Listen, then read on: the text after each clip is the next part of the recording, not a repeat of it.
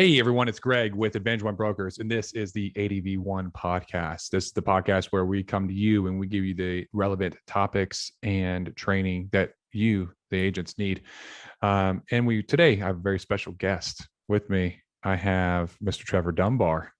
Trevor, how you doing, brother? I'm well, man. I'm well. Thanks for having me. You're welcome. It's my pleasure, man. This is gonna be exciting. So Trevor, you recently you and Genevieve, made your announcement. You're like, hey, we're partnering with Advantage One Brokers, and a lot of people resonated with what you said. A lot of people. So a lot of people did. Yeah. I assume that you probably had a lot of outreach. We were having a hard time keeping up with it right now. It's like I keep telling you, it's like riding a tsunami on driftwood. Yeah. It's like trying to surf on driftwood in a tsunami. Yeah, it's been crazy. So you and I, we had a conversation, and what I'd like to talk about today is about culture. Yeah, and the culture here, and kind of what drew you, and what we want to what we're doing already, and like kind of how the agents and the agency is here. And so, starting off, like what was it that drew you culture-wise to come to Advantage One? Well, culture-wise, the thing that piqued my interest at first was leads. That was the big, for me, that was the initial, I guess you could say, catalyst that caused me even to look at what was going on. And then as I started understanding a little bit more of the culture, it wasn't grind your face into the ground for the next 2 or 3 years. It was like, hey, we've got great leads. We have a harder time getting people to buy leads, consistently because they're doing well with the leads that they're buying. Mm-hmm. And I was like, well, I don't have a grid to understand that. Help me understand what that is. And so then it really unfolded into more of this just culture of really empowering the families, empowering individuals to have a better lifestyle. And so I spent hours and hours on the phone with Chris, and really was picking things apart, drilling, trying to understand, because I'm fairly new to the financial services industry as a whole. And so my knowledge was pretty limited. I didn't realize how limited it was until I started talking with somebody who really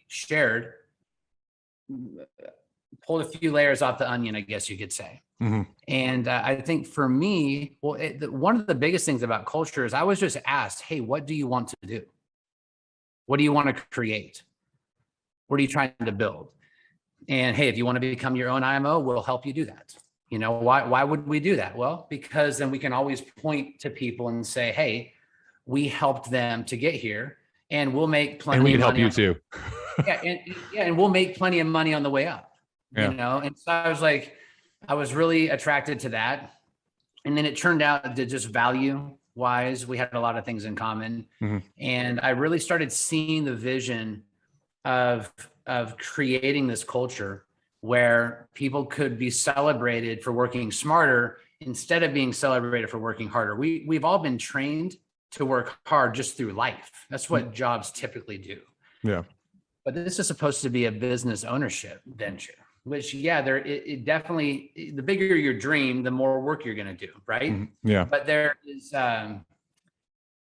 there's a balance, because I know for me personally, I've sacrificed my family for a lot of things, not just the last year in this business, but for 15 years. Mm-hmm. And if I could go back and change a lot of things, I would. I was an absent father, absent husband, trying to chase this idea of financial freedom, and it didn't come as easy to me as I would have liked it to. And when I found this industry, I was like, hey, this industry is it. Like, this is definitely it. Mm-hmm. But now I got to figure out how to make it work. And so I think the biggest thing culture-wise is that I get to create the culture that works for me and for my family. And everything that I shared on the live the other day, it turns out there's a lot of people that want that same culture. They just want authentic leadership. Isn't it the craziest thing?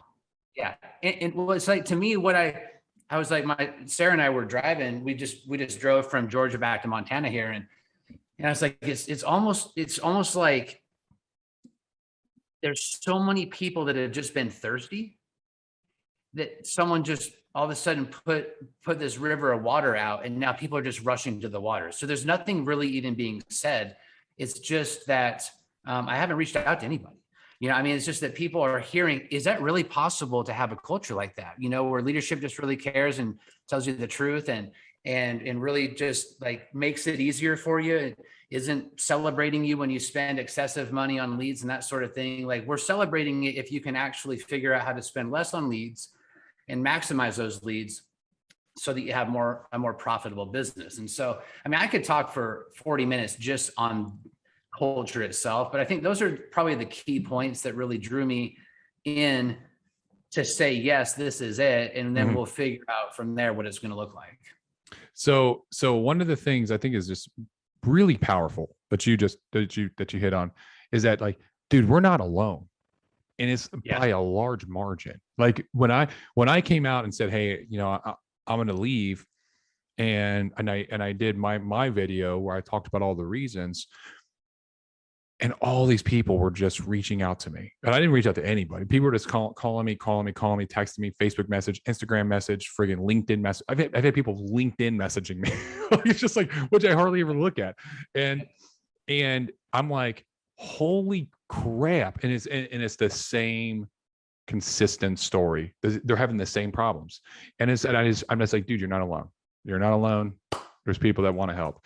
And so that's really powerful, I think, when you go out and you put yourself in the limelight in a not the best way, we definitely burn some ships. But here's the thing: is that I would rather burn ships for the chance at freedom than stay on a ship that I know is going to sink. Yeah. And I think that for me, like, am I 100, when I made that decision fully, like I made a big decision before I was 100%. I didn't have all the answers. Yep. But then I went and spent a week in California and I got to sit and look face to face. And I'm like, okay, so this is actually even better than I thought it was. Is the fucking shit that they're doing, that all the stuff that they have planned for the future, is it not mind blowing? It's mind blowing. It's ridiculous. And the level of humility and the level of innovation in leadership, to me, is the really powerful thing. Yeah. There's so much knowledge. There's been so much thought. And like, this is taking them by as much surprise as anything, because they weren't really trying to grow like this. No. They just had really good stuff. And someone found out about it. And now, I'm grateful to be taking part in and helping them with their problem, right? Exactly. It's a good problem for them to have. So looking at culture and coming in, I've always felt that culture was super important. And I've always thought that was something that's lacking in this industry. And I've been in for a few years. I've been in few IMOs, independent a couple times. I've been, captive a couple times. And I always felt that there was not a focus on culture or leadership. Because there's such a vehicle to make money that everybody just focuses on. Let's make the most money, more, money, more, buy more, hire more. But at the end of the day, like, to me, see, I've always had this vision of having I was doing leadership and character development before I got into this business. My wife and I have been students of leadership and character development for 15, 20 years, and I just had this vision of really having a leadership and character development company. And, oh, by the way, we also finance it with life insurance. And so same thing. Right. But it's really, because if I'm not developing as an individual, if I'm not taking care of my health, if I'm not taking care of my relationships, my own mental health, if I'm not managing that stuff, what good is money at the end of the day if I'm divorced and if I, if my kids don't want to talk to me, if I'm unhealthy? To me, I have sacrificed, like I said, I've sacrificed my family for the pursuit of wealth. I hope to be the one that changes this pattern in my family's lineage, because there never really has anybody gone before us that's created financial freedom. We've all been hard workers or blue collar, we've not been poor by any means, but to really get to a place that we have financial and geographical freedom, to me, that's huge. And that comes ultimately by focusing on the leadership and the character side of life. And it may take longer. It's taken me longer than I expected. So if I had only focused on money this entire time, then, it would be worse than it is with family and with, relationships, health, all that kind of stuff. So yeah, I mean, I think it's a big difference, man. Big difference. Dude, it's a finite game. Life in general, it's going to come to an end. Yeah. And if we're not managing it well, I think there's going to be a lot of regrets at the end of it. Yeah. When I think about leadership and I think about like culture in this industry, my vision was very similar to yours. It was that like I want to create like a leadership academy of sorts where I can actually help and train people to become better leaders in business, in any business industry, and actually train, lead, and mentor and coach. And so I was like, well, that's the kind of the end goal, but I can finance it and fund it with life insurance. And then hopefully, once I get to a level at my practice company, I can influence and change from within. Right. That was my goal. It's like I can actually change and create leadership where there was a lack of. Yes. Over time, what I realized is I started to realize they're not going to change. It's not going to change. And then I found that vehicle. I found Vantage Point Brokers, and when I had that conversation with them, like I went to the same thing. I flew to California for the first time. And when I sat with them and I started talking about leadership, and they were like, yeah. And you're mind blown. You're like, wait, that's okay? And I'm like, what? Where am I? This is like the Twilight Zone. What is going on? Having leadership conversations with all these people, and they're like, yeah. And they start talking about Giant and like getting part and taking part in Giant's program and stuff like that. And I'm like, this is phenomenal. One of the big gaps I've been hearing, especially even because when people, they reach out to me, they'll say why. Yes. Why? It's always why. What was the reason? What's the main reason? I'm like, did you watch my video? Because I talked about an hour about it. But one of the things too is when I mention being trained in entrepreneurship, leadership, management, and helping to structure a business, understanding profit and loss, really being able to build a team around building a business, they're like, yeah, nobody's ever talked to me about that stuff. I've just been told to go produce. And so like, it's this weird thing of like, hey, you're going to magically have a business someday if you sell enough insurance. It's like saying you're going to have a business if you wash 1 million windows as a window washer. All of a sudden, one day you're going to wake up and have this big business. Very spot on. Like, there's a lot of young entrepreneurs. They want to have a successful business. And great, you can sell life insurance. We've proven that's pretty easy as long as you have good leads. Okay. Yeah. Building a business requires mentorship. Building a business requires people looking at the end game and saying, hey, what do you even want?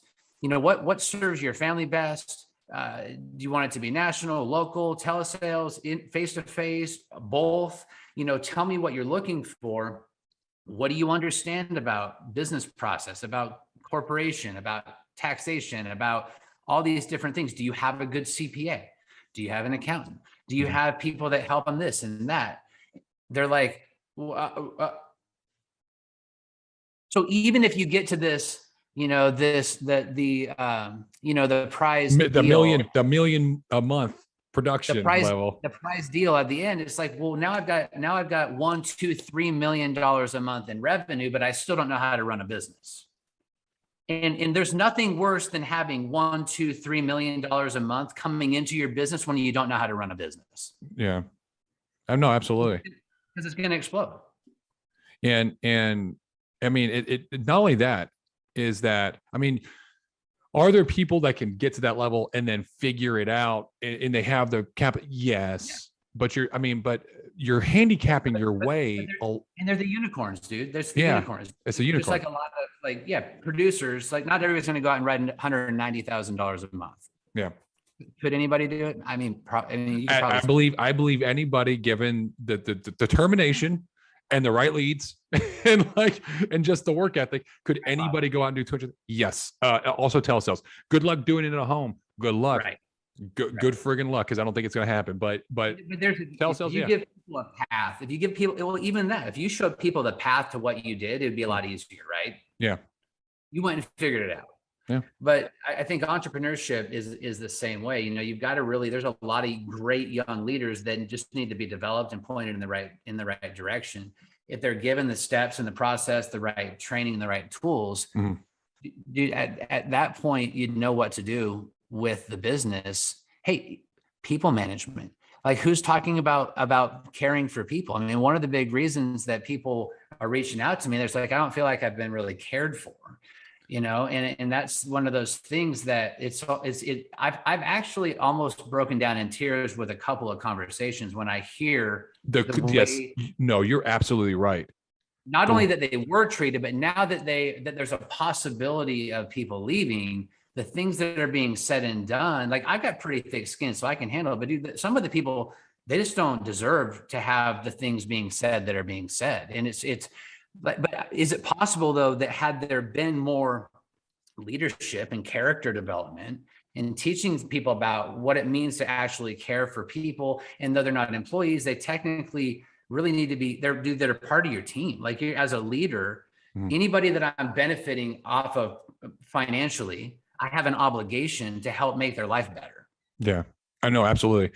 I've had some of the craziest conversations with people because everyone, this is how almost all the conversations go. They're like, hey, I got to know why. And then I'm like, did you watch the video? Yep, that's why. Yeah. And then they're like, well, let me tell you a little bit about me. And then they tell me this story, and I listen to the story, and I've heard some of the most bananas stories about uplines doing specific things to them. You know, like convincing them to go out to an area, like, oh, if you come over here, I'll get you some mortgage A leads. And they get there and they give them a bunch of reused year-old mortgage data. They're like, here, go grind this first. After they spent money to go on a trip. After they spent money to go on a trip, and they get there, and it's just like, and then they're just like, well, okay, well, let me go ahead and run this. And they're not getting any appointments from it. They're like, well, you're not working hard enough. It's like, that to me is just crazy. Or like, I had one person tell me that, like, hey, my upline was going to give me their leads, and wanted me to run all the appointments and then cut them 50% in on commission so that they didn't have to do business because they didn't feel like doing it. And when I told them no, because that's like, I'm not cutting in 50%, I'm doing all the work, they cut me out. They stopped talking to me. Their admin wouldn't help me. I couldn't do anything with contracting. They wouldn't do anything with me. They basically started ignoring me. Greed and fear, dude. Greed and fear. Hey, check this out. So about 2 hours ago, I had a guy call me, and I'm like, hey, how's it going? Now, we had met at a conference several months back, and he had reached out to me. And I'm like, hey, how's it going? He's like, I haven't really been working a whole lot. I got a job. I'm trying to save up some money for leads and that. And he's like, I just spent $5,000 on leads. And I go, $5,000? He's like, yeah. I saved up and I spent $5,000 on leads. I mean, did your manager tell you to do that? He goes, yeah. I'm like, that's the most irresponsible thing I've ever heard. Like, what do you do? Like, not a big producer. You know, last dollars. I don't know his finances, but you know, probably last dollars, right? Yeah, most definitely. Most definitely. $5,000 on leads, and like, hey, how do you even work $5,000 of leads if they work? I mean, they're obviously they're a lot of age stuff, whatever it is. I didn't dig into it too deep because I just was so mind blown by what I was hearing, right? Mm-hmm. But in contrast, what are we? When I was told over here, like, yeah, just spend $500 your first week, and just go run those leads, and we'll just keep doing the same thing every week. And I'm like, okay, well, where do I spend the extra $1,500? Like, where do you want me to spend that? Like, no, I mean, you don't have to. If you want to get these leads and these, I mean, you knock yourself out, but like, you got to work really hard to spend $2,000 a week on leads, and much less $5,000. It's like 2.5 times even what we're told to do. I'm trying to support a family, man. Yeah. To go drop $5,000 on leads, you know how hard it is to make that back? Yeah. It's crazy. And so even those types of stories to me, I'm like, okay, it's damn near criminal, bro. Like the stuff that it's definitely immoral and unethical, and it's damn near illegal. The stuff that's happening, and it's what it is. I don't know. if it's like because of the hierarchy and the culture that's created, but there's like these pockets of just like the worst people that are creating these organizations, and it's toxic, like this toxicity that's just creating, and it's bubbling up and it's all over, and it's literally destroying the entire foundation of what's something that could be great. And that's why go ahead. You've been in a few weeks now. Yeah. And you've already there's people on your team that are starting to write business. Yeah. They've like, it's evolving, right? What are some of the stories you've been hearing about the positive changes that people are experiencing? I know there was something that happened yesterday.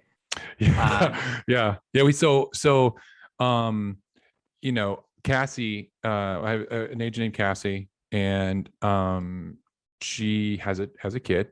And she was actually insulted. She was insulted for paying attention by her previous upline. She was insulted for having a kid and like paying attention to her child, who was a newborn, and that she wasn't serious about the business, and she needed to stop paying so much attention to her child. And so we one of my agents, Zach, when I started doing remote, I learned how to do remote. I literally fell on my face a lot doing remote. I because I didn't have anyone to teach me. I mean, I reached out to people in the industry that were outside of my practice company, but I reached out to people that had been doing remote a long time, that were well known for doing remote, and they actually helped me, which was awesome. And I got help from a lot of different people that were very, very, very cool. And I learned how to do mortgage protection over Zoom. And so I started teaching people on my team. And I taught Zach, and Zach's been doing it for a while now. And so Zach has all these leads. And so he's talking to her, and she's telling him this story about how she was basically ridiculed by her upline for paying attention to her kid and not running enough business. And he was like, so this is what I'm gonna do. I'm gonna get you some A leads in your hand. I'm gonna put them in your hand, and I'm gonna teach you how to do mortgage protection over Zoom so you can sit there with your kid. And she literally took 20-minute, 30-minute over Zoom. He taught her, because she'd already done more session before. He's like, these are the tweaks you're going to do, blah, blah, blah. She did it. She sold it. She was like, literally, like, it was the best thing ever. I sat there and I held my baby before, during, and after. And I didn't have to drive 2 hours to this location just to get no-showed. Families helped. Yeah. She took care of her family. Yeah, dude. I mean, I think that's the thing that we're kind of in, a lot of our team is kind of waiting for their lead flow to come in.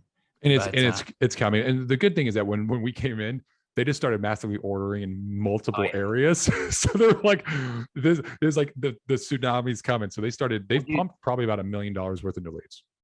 Check this out. So one of the guys on my team, he got 3 leads last night. Mm-hmm. He texted me this morning. He's like, dude, I already booked 2 of the 3 appointments. And like, it was a phone call. And I'm just like, what? If you got 3 leads before, would you have called them? No, dude, I'd have to do mental gymnastics, because I was talking to somebody else who called them one, and he was like, the way he described it, he was like, dude, I was ready for a fight. Because in the morning, we have to do pre-dial day meditation. Yeah. Right. Yeah.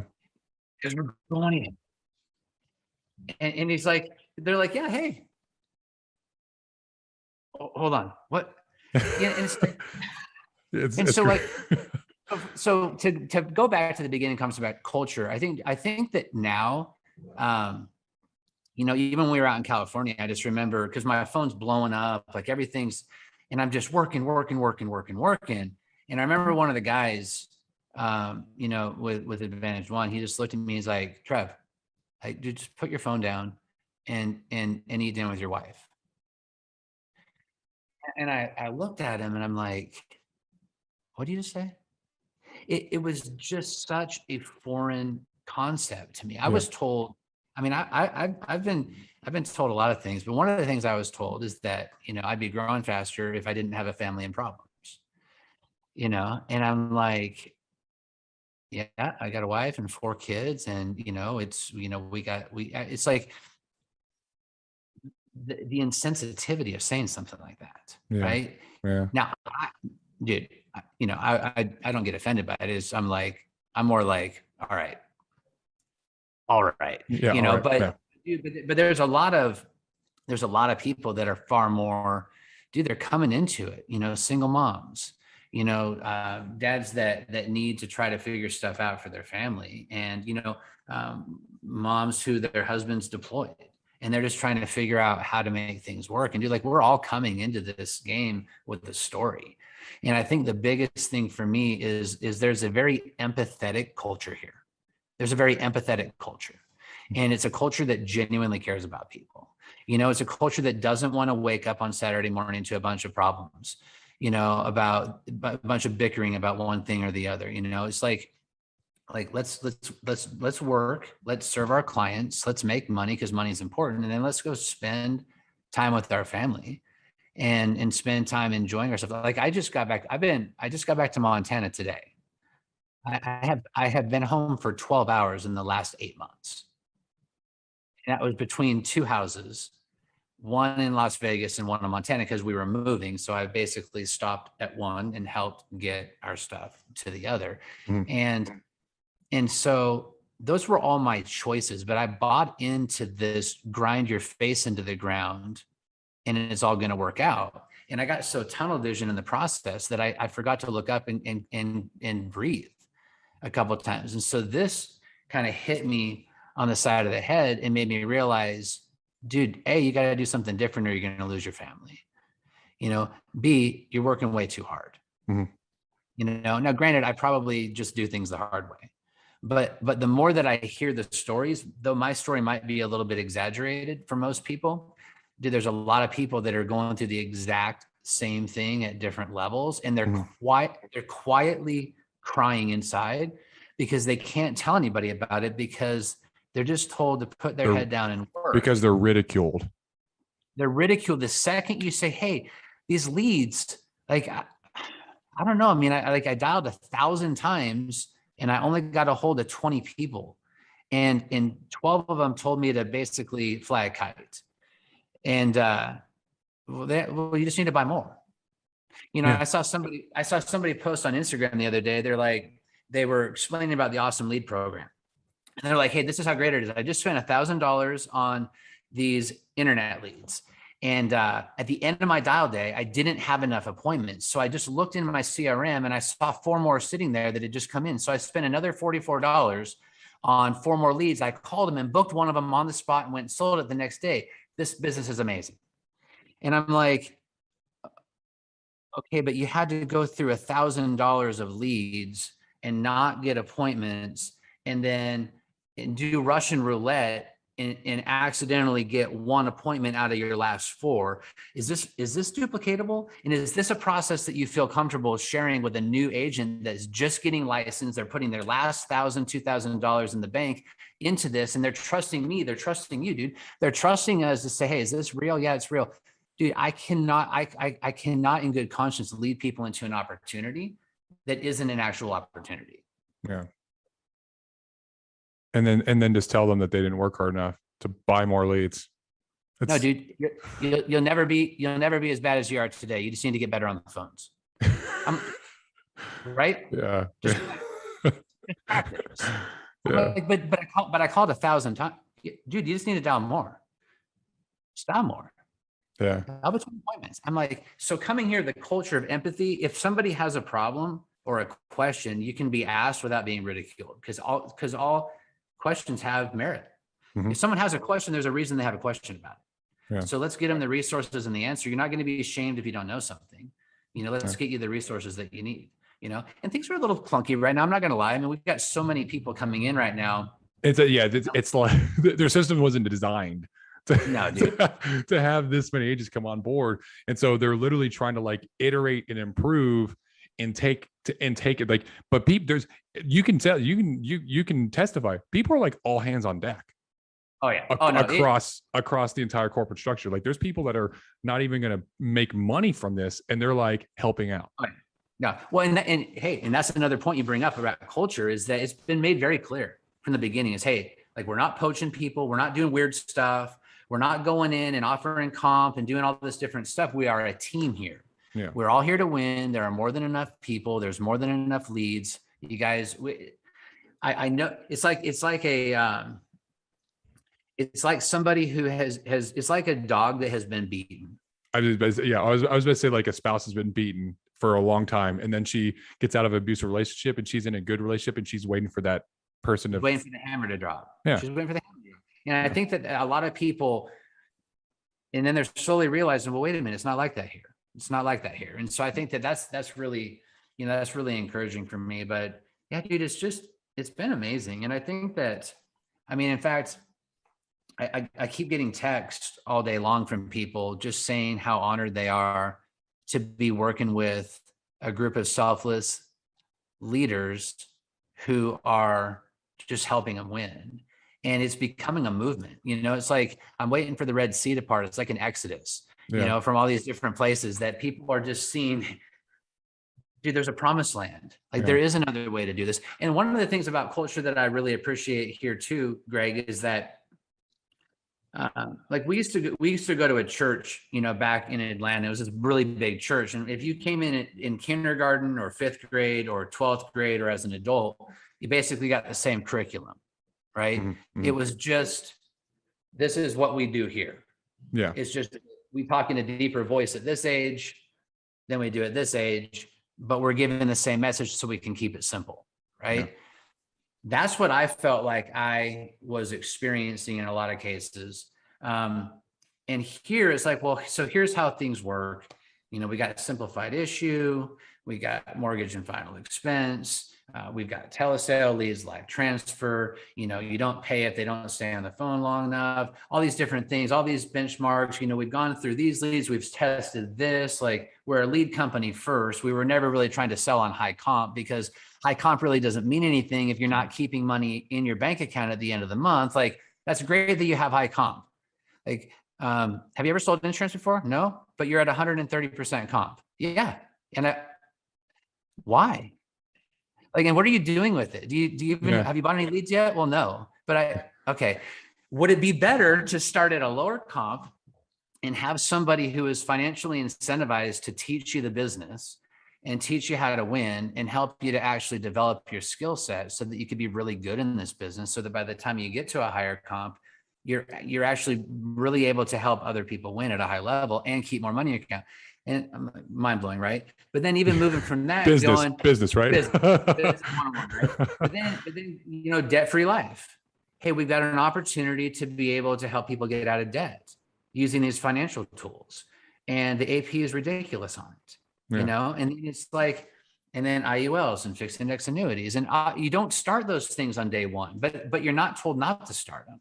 It's one of those things like, hey, let's look at this like a stairway. Start final expense, simplified issue is by far the easiest place to start in this business, hands down. You can trip on yourself and drool on your shirt and still sell a policy, if you sit on a few appointments.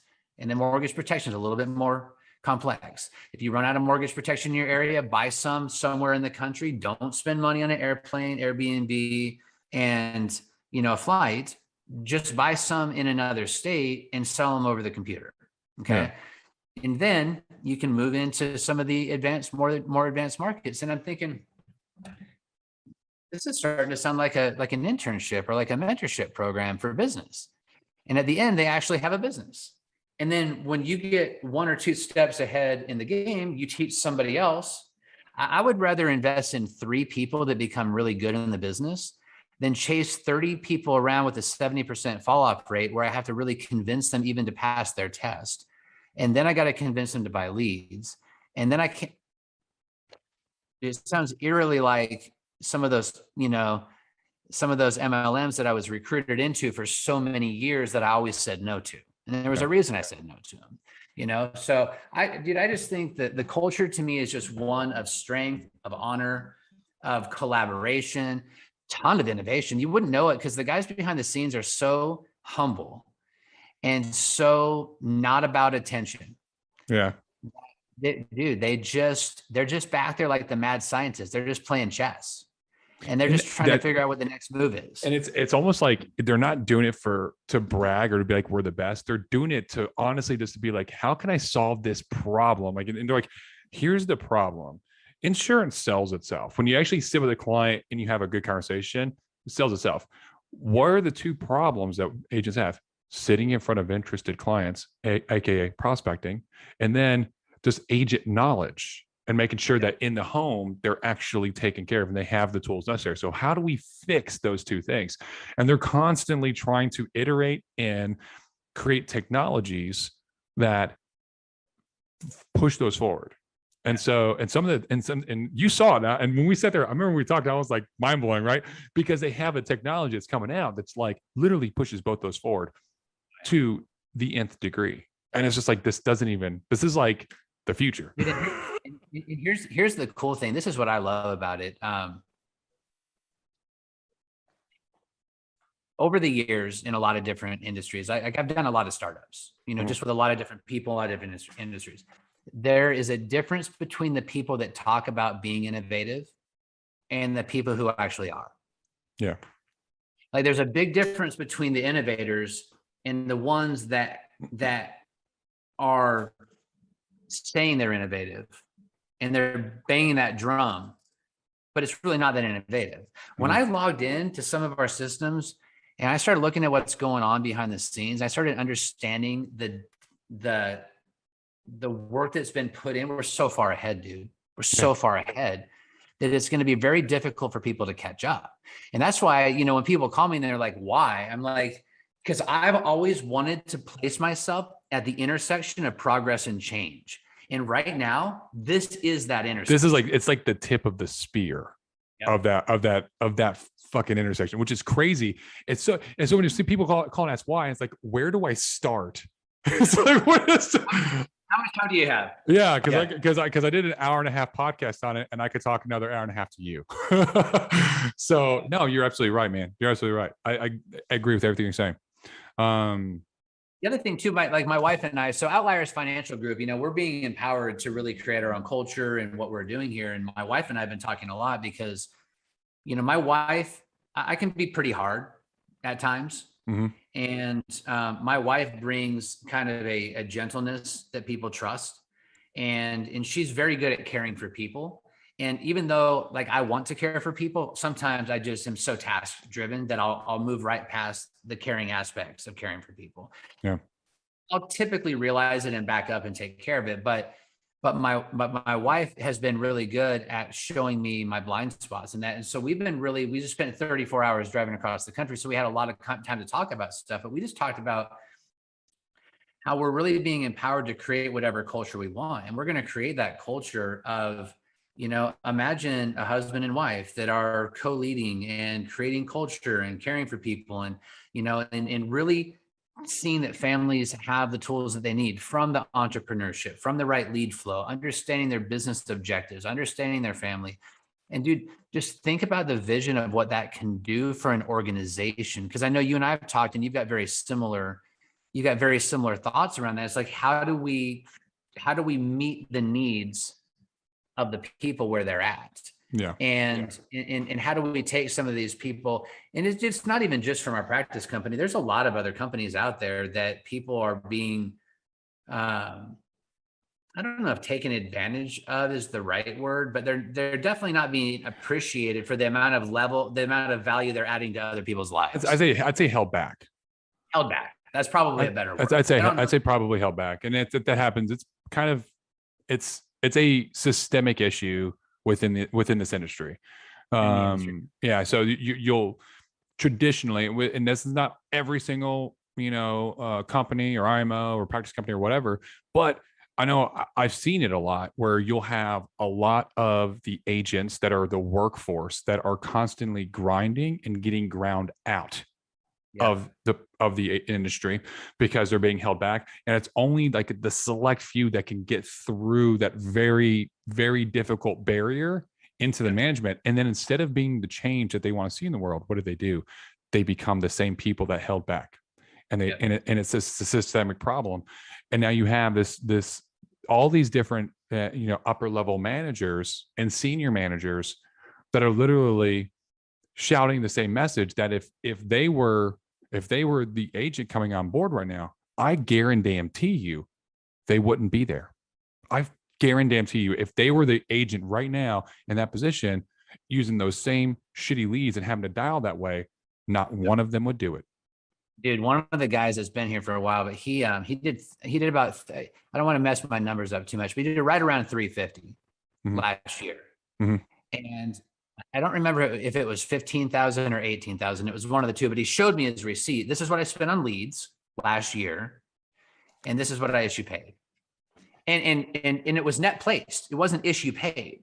It was net placed business. So after chargebacks, and he gets very few chargebacks on the leads that he's running, right? So I'm like, well, how do you even do, like, that doesn't make any sense. I did 385 issue paid last, in my first 12 months, but I had a $78,000 lead bill.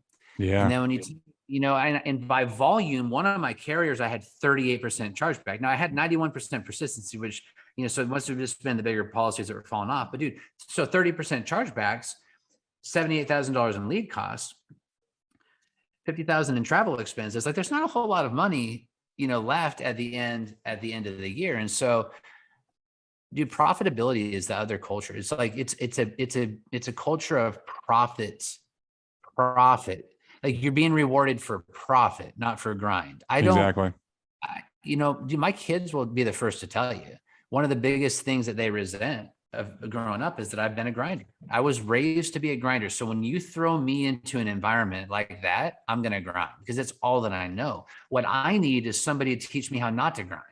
What I need is someone to teach me how to tap into my intellect and work smarter, not harder. Yeah. And it was like, I didn't even know that I said it, but one of the young guys that's on my team, he, he's like, I guess I'm known for just saying, just put your head down and go to work, and he's like, dude, I don't want to work like you.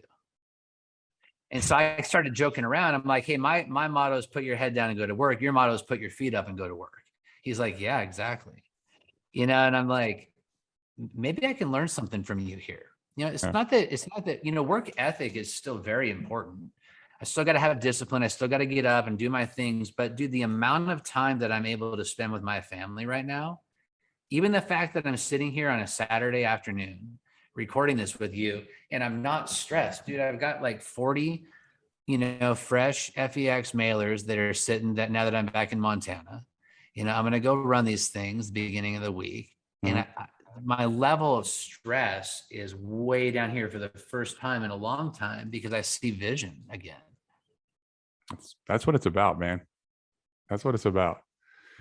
Well, Trevor, I don't want to keep you all Saturday afternoon from your beautiful wife, which it was my pleasure. I was very happy to be able to meet her in California. If anybody were to watch this and they said, man, Trevor's a dope ass bro and I want to work with them, how can they get in touch with you? Yeah, I mean, you can shoot me a text, 406-220-3377, or just go to our, our website, outliersfinancial.com. Fantastic. This was actually a really good conversation. This is probably one of my favorite podcasts I've done in a while.